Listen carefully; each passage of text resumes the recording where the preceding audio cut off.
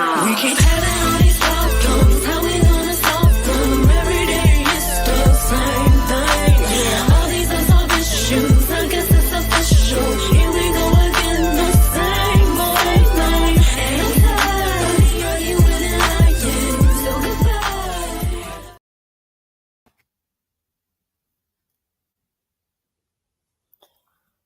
Good morning, everybody. It's your girl, Miracle Sims, and you're listening to God, Sex, and Love, your daily dose of inspiration, the juice.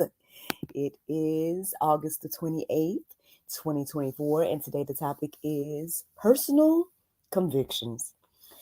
Happy Wednesday and happy birthday Eve for me. Yes, happy birthday Eve. Yeah, I hope you guys had a great day yesterday. Mine was just fine. Yes, mine was good overall. Highlights was that we went to NJ's, the welcome event for NJ's school, Georgia Connections Academy. All grades were there, and I even saw some familiar faces. This girl I grew up with that went to our church, I saw her, and then I saw someone that goes to our church now. They're with their daughters and whatnot. And so to God be the glory, man. I did not know that they were also GACA parents, right? And so, look, small world. But yeah, it was a nice event. They had it at the main event place. They gave the kids cards to play, whatever games and whatnot that they wanted to play within reason, because some of the games didn't allow you to play them. So, so that was one thing. And then I guess the other thing was that, like, so they fed the kids, and they didn't feed the parents, which was okay, but I was totally prepared to buy my own food. But they weren't trying to sell the food. So I don't know if other parents got a chance to order something later or whatever. But when we left, I went and stopped and got my lunch and whatnot on the way back home. But other than that, I mean, yeah, it was a nice event. They had like a little scavenger hunt for the kids to do, and so that was nice. You got a chance to kind of meet some more people.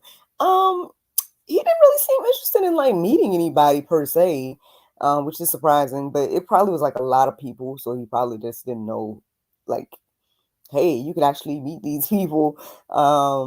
These people are all a part of your school and everything like that. It did seem like we all just kind of took over the space. So, yeah, there was quite a few people there.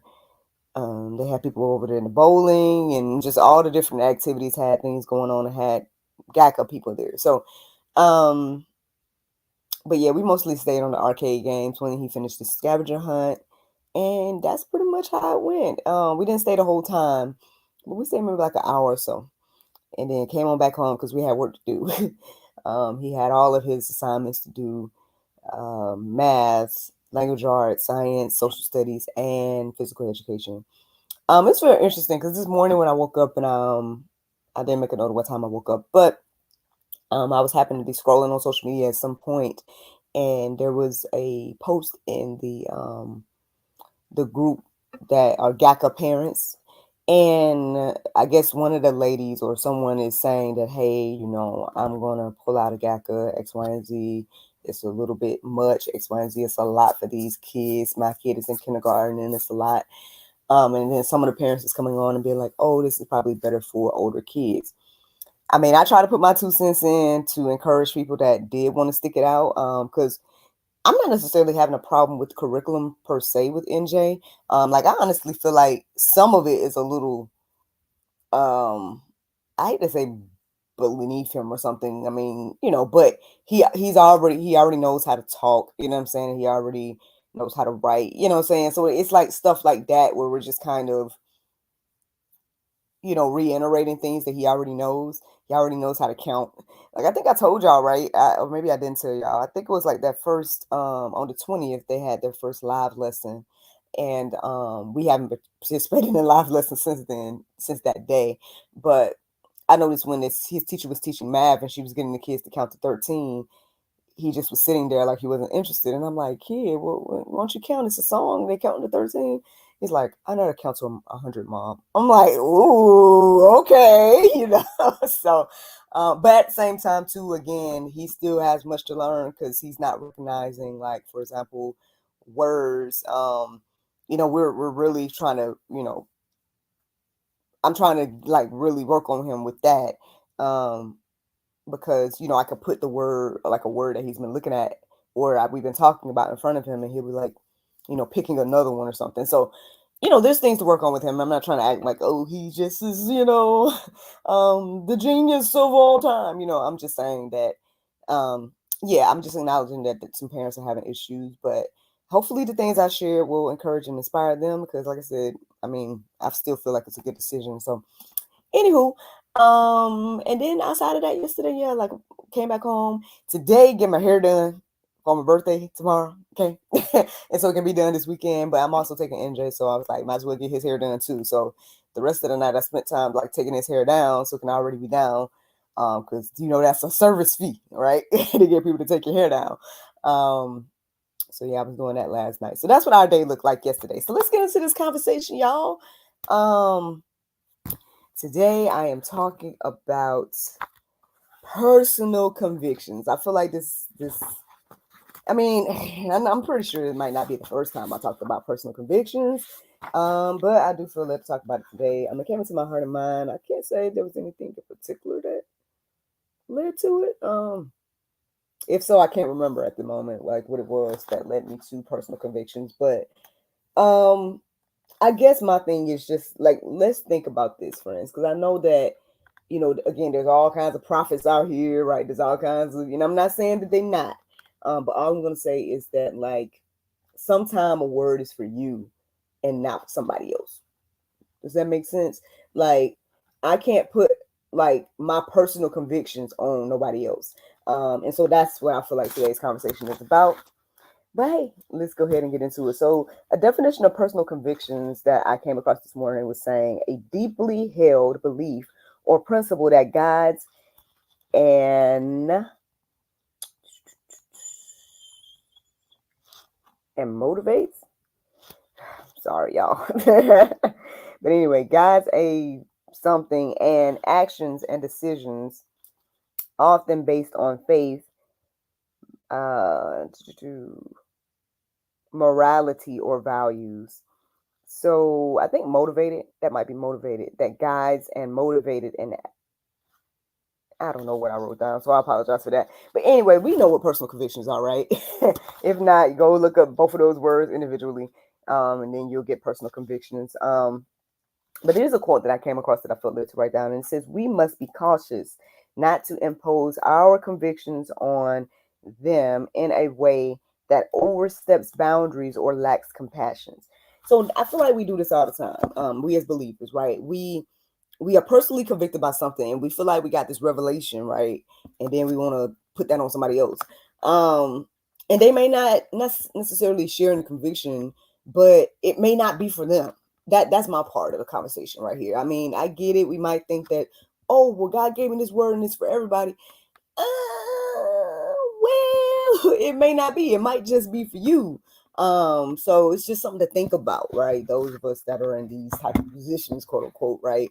And the Bible addresses this. I mean, it's very, open and honest about this. A lot of times it's talking about, for example, days of worship. It's talking about food and things of that nature. Matter of fact, you guys can go deeper. Romans 14, 1 through 23. In the Go Deeper section, y'all can go and peruse those verses. Let them marinate on your heart, souls, and minds. Because I feel like it addresses this conversation really, really well to, I guess, show us what we should do and what we shouldn't do. And everything like that, now that we are under the new covenant with Christ. Maybe that's what brought. Okay, so maybe, and I just got reminded of what could have brought me to this conversation today. So, long story short, I was listening to the prayer meditation on the Soul Space app, and they weren't talking about this at all. But while I was listening to it, all of a sudden I started thinking about crab. I'm like, Lord, are you telling me something about crabs in a bucket? Or like, what why all of a sudden start thinking about crab? Now, granted, some crab is good, you know what I'm saying? Dip it a little butter, like people do that, you know what I'm saying? I don't do too much of that. I just use whatever seasonings is on it or whatever. But anyway, you know what I'm saying? I'm like, why am I over here thinking about crab all of a sudden? But ultimately, when I went deeper, I plugged that into openbible.info. Yeah, I plugged in crab. I know. Yeah, I don't know me at this point though. So anyway, I plugged it in, and it was coming up with those different food laws and things like that. And then ultimately, I guess at some point, thinking about those and whatnot is what ultimately led me to this conversation. So let me give y'all some Bible, so y'all know I'm not just out here talking and sharing my opinions. Okay. So Romans 14:20, it says, "Do not, for the sake of food, destroy the work of God. Everything is indeed clean, but it be wrong for anyone to make another stumble by what he eats." Now, yes, this is in particular talking about food and whatnot, but I mean, I think this can be addressed with anything, right? Now we know that, for example, the disciples, they had, all the convictions that they grew up with and things of that nature. And I think it was Paul that addressed Peter. Y'all correct me if I'm wrong, but Paul addressed Peter about this, like, hey, basically don't impose on the Gentiles the, laws that was on y'all, X, Y, and Z, like, you know what I mean, or on us, or however it goes. So again, we could be talking about food here. We just talk about, whatever convictions, right? I mean, I get it. The word is clear about being holy and X, Y, and Z, but then the word is also clear about none of us being able to, reach that goal, right? And that's why we need Jesus. That's why we need Christ. That's why what he did was so important for us. Again, being born, dying, rose again, all of that stuff is important because we cannot live out the law. And those of us that act like we can, right, then you're going to be judged by the law. And guess what? You're going to fail because all of us have sinned and fallen short. I mean, how many times we got to reiterate that? So again, I think what's standing out to me in that verse that I just read is the part that says, "Do not." It says for the sake of food, but it says the part that says destroy the work of God. At the end of the day, again, God is calling everybody to him. Can we put that on the table? He cares about everybody, right? Like each and every one of us, he cares about, and we are made in his image. Now, we not all his children, right? We done established that, based on what you do and stuff like that. You showing whose child you are. But I mean, that's not taking away that he loves you, right? That doesn't take away that he, is reaching out to you and calling out to you and things of that nature, regardless.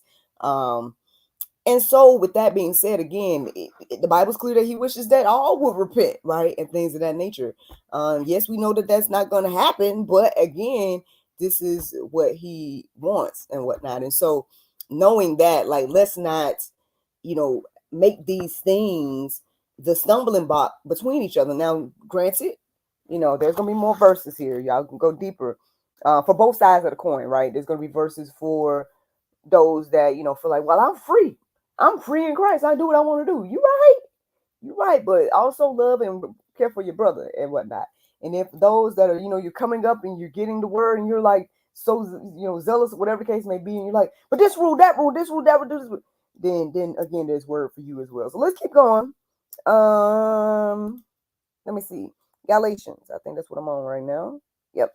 Galatians 5:13. It says, "For you were called to freedom, brothers. Only do not use your freedom as an opportunity for the flesh, but through love serve one another." I think that part is what's standing out to me the most right now. Through love, serve one another. Again, I mean, there's all these examples in the Bible, but if I paraphrase some of them, I don't know where they at. Y'all look them up. You might have heard them before if you read or been to some sermons or something. But basically, there's these accounts where it seems like it's telling us that, again, for example, that food sacrificed to idols ain't nothing wrong with it. It's just regular food because idols ain't nothing, right? But at the same time, too, if your brother, right, somebody, a babe in Christ or something like that, they feel conviction about eating that food, then don't force them to eat food. You know what I'm saying? Like, maybe don't eat that food around them, whatever the case may be. Like, be considerate and whatnot. Like that other verse was saying, to serve one another, right? Through love and things like that. So that is just one way that we can do this and how this plays out. But again, we can all do this about in a variety of ways. Seek the Lord about exactly what he wants you to do with you and your life and your things. But let me give you another verse. Romans 14:1. It says, "As for the one who is weak in faith, welcome him, but not to quarrel over opinions." I think again, this puts across the board. Right? There's a lot of quarreling going on, especially in the body of Christ, right? Oh, you supposed to have a Sabbath on Friday and not Sunday. Oh, you supposed to do. You know, it just goes on and on and on. And this is the stuff that God is clear. Like the Bible is very clear to say, don't quarrel about this. Like, how can we misunderstand, but not to quarrel over opinions? At the end of the day, if whether you want to do your Sabbath on the Friday or the Sunday, you know what I mean? Like, are you doing it for the Lord? That's, I think, what matters here. And again, I mean, I feel like this played out when Christ walked the earth, because he's like, hey, I'm the God of the Sabbath, X, Y, and Z. Like, you know, and people was trying to stone him and his people for like picking up grain on the Sabbath. Like, oh, you healed somebody on the Sabbath. And like, oh, should I do good on the Sabbath and not? Like it's just, you know, we get to be very, I guess that's where the word religious come in, right? But then we become the Pharisees and Sadducees when we should be Christianese. I said that, I made that up, but y'all know what I'm saying. I'm saying be like Christ, and everything like that. I mean, so I mean, I get it, man. There's plenty to, you know, peruse, let marinate on your heart, souls, and minds, especially like I said, Romans 14, 1-23. Also check out 1 Corinthians 8 and 9. All of that is in the Go Deeper section for you to peruse and let marinate. But ultimately, like I said, I'm receiving this morning that sometimes God may just be convicting you. It may not be for somebody else. You know, whatever your conviction is, right? And I get it. Sometimes it is. Now, I'm not saying, you know, it ain't sometimes. But what I'm saying is that, you know, the Bible's clear about us being led by our own minds. The Bible's clear about a lot of these different things that are in here. You guys can read it yourself. So it won't be like I'm misquoting something. But and hey, you know, I'm sure there's much more for me to learn. I'm not sitting here trying to act like I'm the guru about everything. But what I'm saying is, let us not create stumbling blocks for our brothers based on whatever our opinion is. Whether, again, you're somebody that you feel like you're strong in the faith and you do anything you want to do and you free, you get it, right? That's a beautiful thing. But if your brother or your sister is struggling, right, and stuff like that, and y'all about to go, you know, eat or whatever the case may be, and they were like, oh, you know, we're not supposed to you know, as believers, and then you know, humble yourself and you know, sacrifice your little freedom for a few minutes. Like you can, you know, eat your crab at home or whatever it is. You know what I'm saying? Like, you know, but around them, okay, you know what, bro? You know what, sister? You know what? Out of my love for you, you ain't even got to say this. But what I'm saying is, what you do, your actions to say, out of my love for you, and I don't want this to be a stumbling block in your way, let me just get the chicken tonight. Whatever, you know what I'm saying? I don't know. But anyway, y'all just go forth, man. Y'all can let all this marinate. Let me give you guys the Bible verses today, and that is Revelations 3:20. It says, behold, I stand at the door and knock.